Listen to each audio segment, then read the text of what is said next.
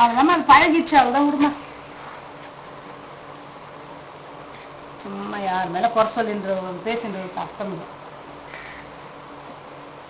இனிமேல் நீ மாத்திக்கோ, போறீங்களா சகல சம்பளம் செய்து வச்சுட்டு போங்கன்னு சொல்லுங்க.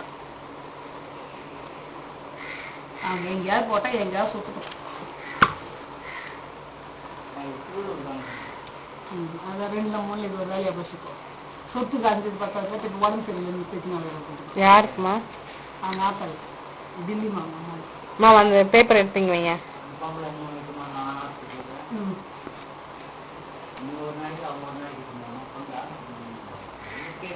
இதுக்கு மட்டும் பங்கு, மற்றதுக்குலாம்